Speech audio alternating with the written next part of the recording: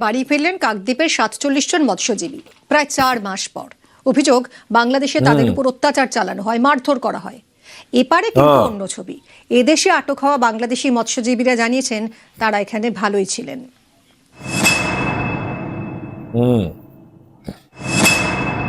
ये 47 एक नहीं भाई, दो नहीं बल्कि 47 फिशरमैन इंडियन को बांग्लादेश बॉर्डर गार्ड फोर्स ने और फिर इसी तरह कोस्ट गार्ड है उन्होंने पकड़ा, उनको अरेस्ट किया, फिर छोड़ दिया।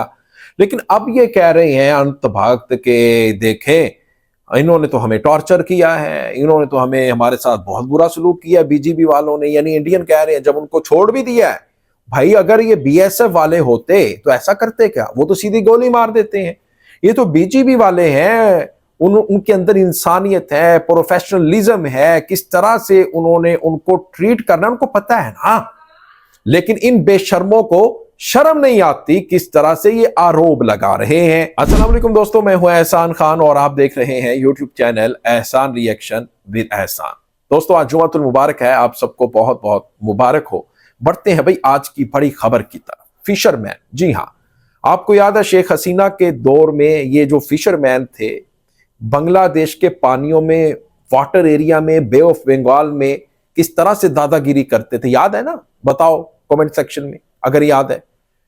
तो जब दिल करता था आकर वहां से ये मछलियां पकड़ कर ले जाते थे ये फिशरमैन, लेकिन इनको कोई रोकने और टोकने कहने वाला नहीं था क्योंकि आजादी थी। अब वो इनको आदत पड़ी हुई है, अब इनकी आदतें खराब हुई थी, अब इनको बीजीबी वाले बांग्लादेश की नई हुकूमत इसको ठीक कर रही है क्योंकि सिनेरियो चेंज हो चुका है, रजीम चेंज हो चुका है। अब शेख हसीना की हुकूमत नहीं है। दोस्तों 47 फिशरमैन को पकड़ा बोट समेत, उनको अरेस्ट कर लिया, बांग्लादेश की जेल में ले गए। लेकिन फिर उनका रोना धोना, रिक्वेस्ट की गई को छोड़ दो, फिर बांग्लादेश बॉर्डर गार्ड फोर्स ने उनको छोड़ दिया।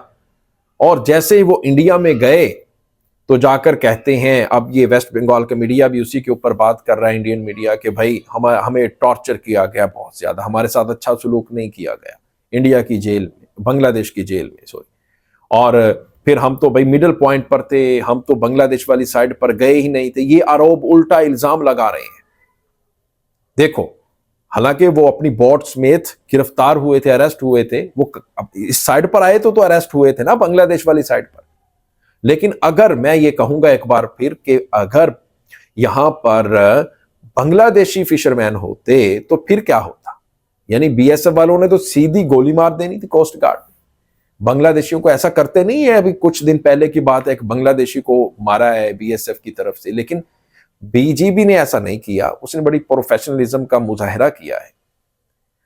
तो दोस्तों आइए इसी के ऊपर एक वीडियो क्लिप है वो देखेंगे, फिर हम इसके ऊपर बात करेंगे। जुड़े रहिएगा, आखिर तक इस वीडियो को जरूर देखिएगा। 3, 2, 1 एंड ফিরলেন কাকদ্বীপের ৪৭ জন মৎস্যজীবী প্রায় ৪ মাস পর। অভিযোগ, বাংলাদেশে তাদের উপর অত্যাচার চালানো হয়, মারধর করা হয়। এপারে কিন্তু অন্য ছবি।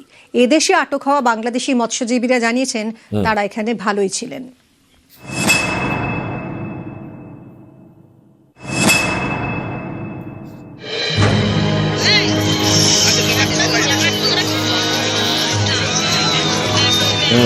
ये देखिए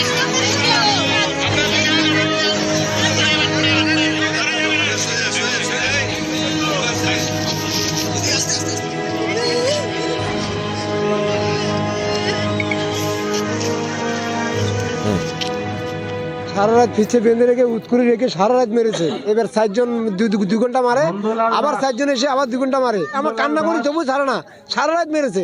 আমরা ভাবছি যে আমরা আর মনে ফিরতে পারবো না, বা আজকেই মনে হয় মেরে ফেলবে। আজকে মেরে একটু আনন্দ লাগছে।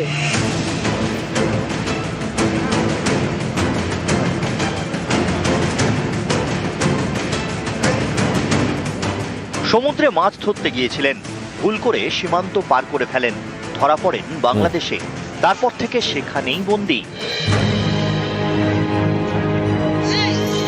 বুধবার কাকদ্বীপের সেই মৎস্যজীবীরা বাড়ি ফিরলেন, আনন্দে পরিবারের চোখে জল।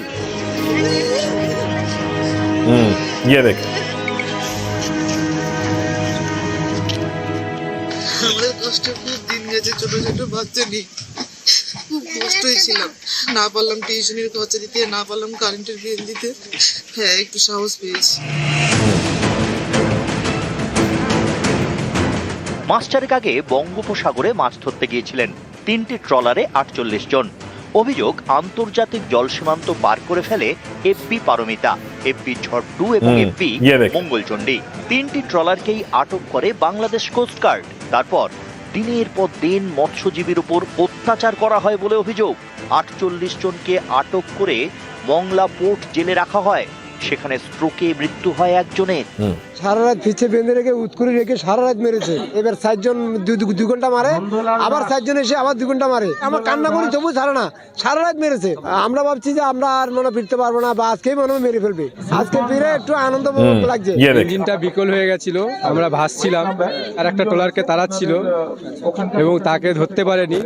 ওদের রাগটা আমাদের উপরে মিটিয়েছে, পিছনে হাত পোঁচা করে বেঁধে পা বেঁধে ডেগের মধ্যে শুকরিয়ে রেখেছিল, মারধর করেছিল। বাংলাদেশে আটকে রেখে ভারতীয় মৎস্যজীবীদের অত্যাচারের অভিযোগ। এদেশে অন্য ছবি। মাস তিনেক আগে বাংলাদেশের 32 জন মৎস্যজীবীকে এদেশে আটক করা হয়। আন্তর্জাতিক জল সীমান্ত পার করার জন্য আটক করে উপকূলরক্ষী বাহিনী। সোমবার তাদের বাংলাদেশে ফিরিয়ে দেওয়া হয়। বাংলাদেশি মৎস্যজীবীদের বক্তব্য, এদেশে তারা ভালোই ছিলেন। এখানে আমরা ভালোই ছিলাম, কোনো সমস্যা হয় না আমাদের। খাওয়া দাওয়া থাকা কোনো কিছু সমস্যা নেই না, কোনো সমস্যা হয় না। 3 মাস পর বাড়ি ফিরছেন, কেমন লাগছে বলুন? ভালোই লাগছে। দক্ষিণ 24 পরগনা থেকে বিশ্বজিৎ হালদার, নিউজ 18 বাংলা।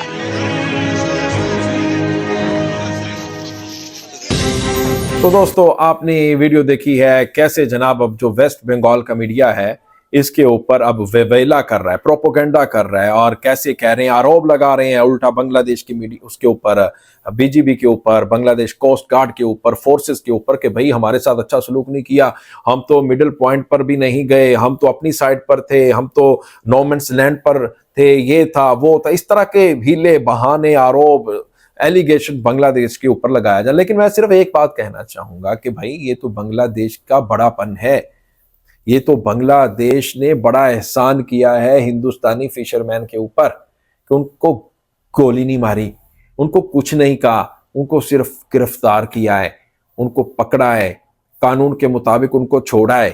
लेकिन ये जो बीएसएफ वाले हैं, इंडियन बॉर्डर गार्ड फोर्स वाले, ये क्या करते हैं? ये तो सीधी गोली मारते हैं। कभी कहते हैं स्मगलर है, कभी कहते हैं कि ये इलीगली बॉर्डर क्रॉस कर रहा था, घुस रहा था, यानी इस तरह के तमाशे लगाते हैं। तो दोस्तों, आपका क्या कहना है इस वीडियो के बारे में, बताइएगा कमेंट सेक्शन में। मिलेंगे आपसे नेक्स्ट वीडियो में, तब तक के लिए अपना और अपने इस चैनल का बहुत ज्यादा ख्याल रखिएगा। अल्लाह हाफिज।